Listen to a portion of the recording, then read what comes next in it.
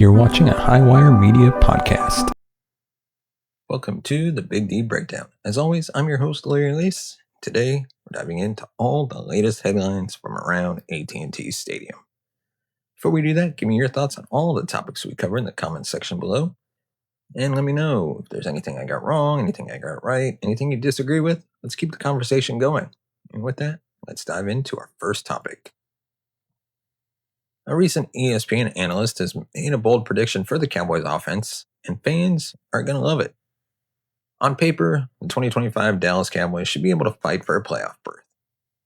While Cowboy fans don't know what to expect from first-year head coach Brian Schottenheimer, the offense is in a great spot with a young offensive line and George Pickens pairing with CeeDee Lamb at wide receiver.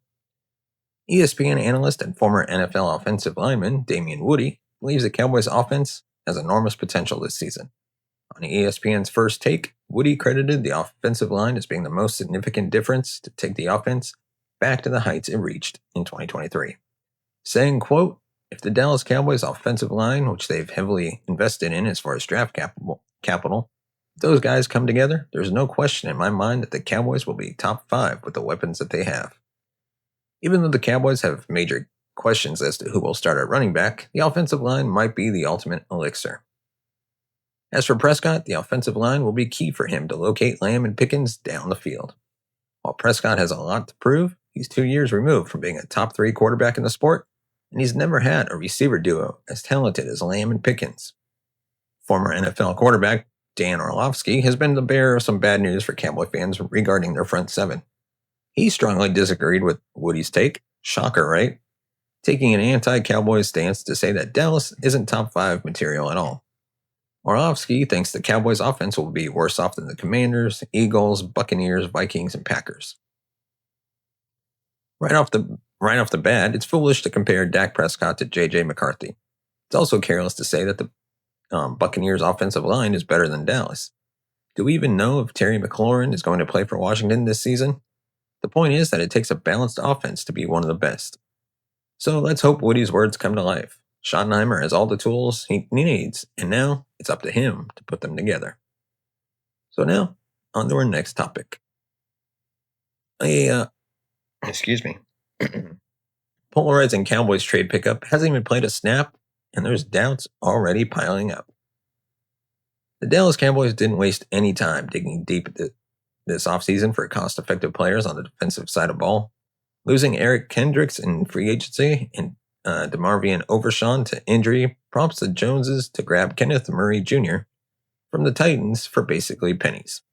This move was not well received by the Cowboys faithful. While Murray captained the Titans last season and has posted sparkling tackling numbers, he's been a woeful run defender throughout his career. He has the potential to make a big impact, but only if Matt Eberflus is able to harness some of his reckless habits. Cowboys podcaster and film analysis Lombardi does not envision Murray panning out. Lombardi thinks Murray could be out the door after the season, with Overshawn and Maurice Lufau locked in as the linebacker building blocks. It could mean that the Murray project will be short-lived. Kenneth Murray and Jack Sanborn are older. I don't anticipate them being a part of any future conversations, Lombardi said. While the age factor isn't significant, Murray is entering his 6th year in the league. At some point, he'll have to remedy his penchant for misdiagnosing run schemes. Charger fans have said that for years before they let him walk as a free agent after the 2023 season. Murray's seniority makes him a favorite to start in Week 1, but it's easy to envision a world in which he fizzles out. After all, this will be Sanborn's 4th year working under Eberflus, who was his defensive coordinator with the Bears. Eberflus trusted Sanborn to quarterback his defense at times, and it stands to reason that trust hasn't diffused. Furthermore, the Cowboys used a 4th-round pick on Shamar James in April, and Eberflus could get creative with Donovan Wilson and Janai Thomas, both of whom have experience as box safeties, until Overshawn is cleared to return. A former first-round pick of the Chargers, Murray will be a free agent after the season. The fact he only cost a 6th-round pick, helps that he's on an expiring deal, suggests Dallas views him as a band-aid to its depth issues rather than a long-term fix. Is it possible that Murray changes how he plays under Eberflus? Sure. He has the requisite athleticism to thrive as a 3-down linebacker, But again, he is entering year 6. If a linebacker whisperer like Eberflus can't help Murray to turn it around, maybe no one can. And now on to our next topic. CeeDee Lamb has been ranked among the elite receivers after gutting through a nasty injury. The last 3 seasons have erased any doubt about where CeeDee Lamb ranks among NFL receivers. Since 2023, Lamb has racked up over 4,500 yards from scrimmage and 29 touchdowns. That means he is averaging over 92 yards per game during that 49-game stretch. His consistency is remarkable, and he still managed to post big numbers last season, despite an injury to Dak Prescott and a nagging shoulder injury that landed him on the injured reserve list. There's no question that Lamb is an elite receiver. The only question is, where does he rank among his peers? In a recent article by Jeremy Fowler of ESPN, he spoke to over 70 NFL executives, decision makers, coaches, and scouts, and asked them to rank the top 10 wide receivers in the NFL heading into the upcoming season. Lamb came in at number 4 on the list, which is precisely where he was at this time last year. And it was the same group of receivers, Jamar Chase, Justin Jefferson, Tyreek Hill, who were ahead of him then. This is a snippet of what Fowler had to say about the all-pro receiver in Dallas. Quote, Lamb has 496 career receptions, the second most through a player's first 5 seasons behind Michael Thomas's 510. His 12 career games with at least 10 receptions are already the most in Cowboys history, and his 101 catches for 1,194 yards last season was impressive, considering Prescott missed significant time and the lack of a true number 2 receiver in Dallas. About 45% of Lamb's yards came after the catch, producing 235 receiving yards after first contact. There isn't anything Lamb doesn't do at a high level. He may not have the same top-end speed as Jamar Chase or Tyreek Hill, but there are no flaws in his game. His best trait might be his ability to move all around the field, making it impossible for defenses to key in on him. There is no shame at all in Lamb coming in at number 4 in the wide receiver rankings, although you could argue that he should be ahead of Hill after their 2024 season and due to age difference. Then again, someone like A.J. Brown, ranked at number 5, also has a strong case of being ahead of Lamb, so number 4 isn't bad. But the most egregious part of the article by Fowler is that one decision maker ranked Lamb as number 10. That is downright disrespectful, but he isn't the only receiver who had a shocking ranking. Brown was not voted into someone's top 10, while another voted Jefferson, the league's all-time leader in receiving yards per game, at number 4. So we shouldn't put too much stock in the outlier votes on this list. However, it's still very impressive that Lamb has managed to become a consensus top 5 receiver in the NFL over the last 3 seasons. And as long as he stays healthy, nothing should change that. Cowboys are hoping that the addition of George Pickens can make the offense even more explosive. But make no mistake about it, the offense runs through Lamb. And that's why they've been one of the top units since the moment he was selected at number 17 in the 2020 NFL Draft. And now we're going to take a look at one training camp sleeper that could ignite the Cowboys' 2025 hopes. The Dallas Cowboys kick off training camp in a few days, and optimism is high going into the year. The addition of George Pickens has completely changed the vibe as the Cowboys finally have a dynamic number 2 receiver to pair with CeeDee Lamb. And with Dak Prescott fully healthy, this should be one of the league's best offenses again this year. However, there is still one big concern about the Cowboys this year, and it's their run game. Dallas let Rico Dowdle leave in free agency despite rushing for over 1,000 yards last season. But with a new change in scheme, Dallas opted to sign 2 veteran running backs to replace him.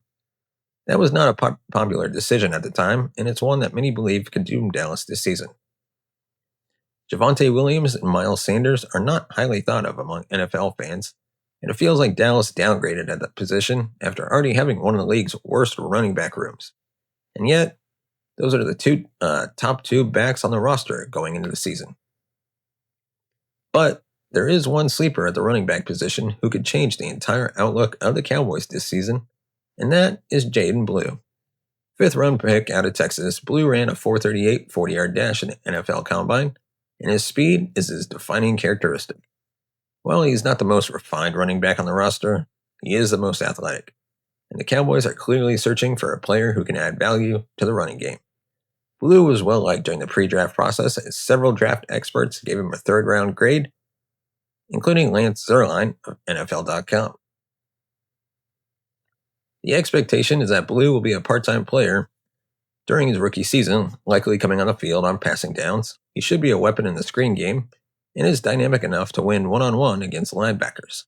Blue will get some carries on offense, but the total amount is still to be determined.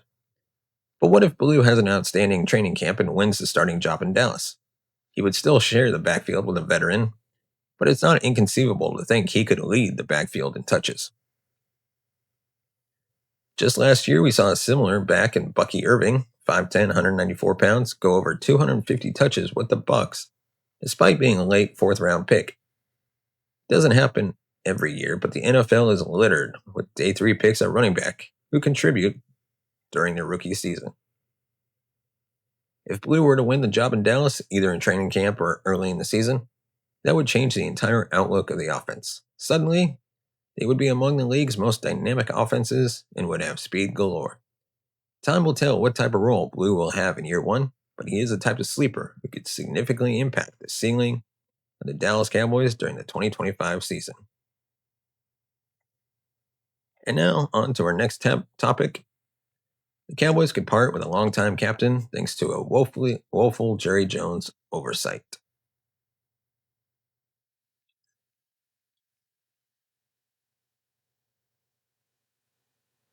Like we mentioned, training camp is just a matter of days away, and while the Cowboys roster is largely in good standing, they have a number of question marks that need to be answered in some capacity before September.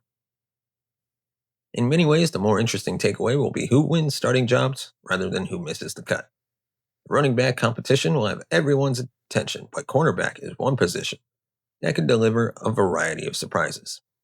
Speaking of, Joseph Hoyt of the Dallas Morning News took a stab at projecting the 53-man roster, and he raised a great question about longtime special teams captain C.J. Goodwin. Essentially, Hoyt wonders if Dallas has the flexibility to keep Goodwin given the state of the cornerback room.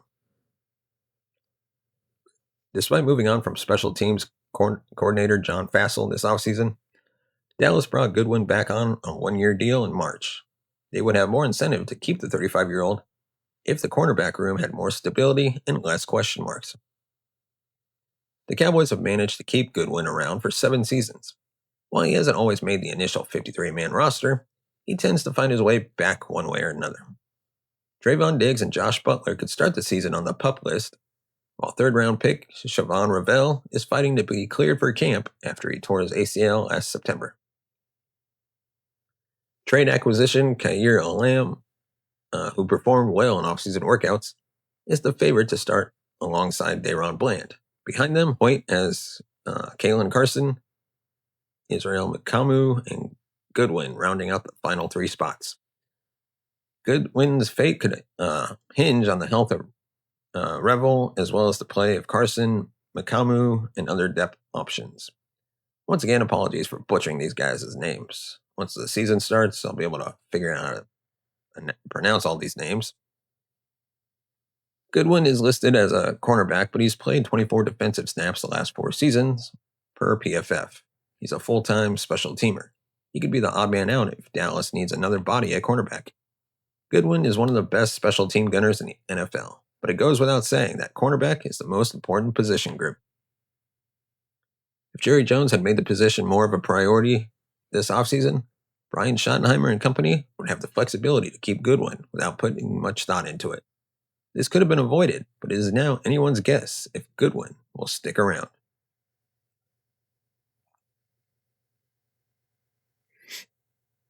The Cowboys have been hit with a $130 million gut punch with Daron Bland's contract bind.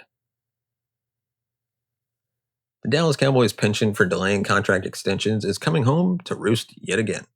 While they wait to give Micah Parsons a new deal, the prices for other homegrown stars who are due for extensions keeps going up.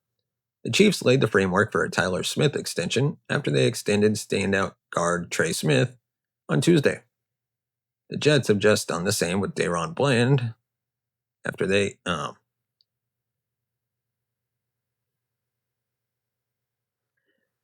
After they inked star cornerback Sauce Gardner to a 4-year, $120.4 million deal that makes him the new highest paid cornerback in football.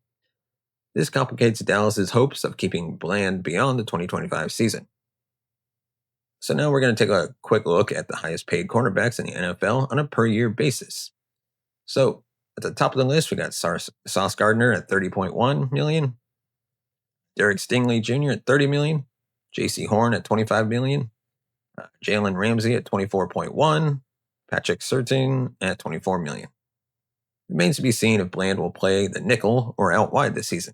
Boundary corners make markedly more money than slot guys, but Bland has played both positions at a high level.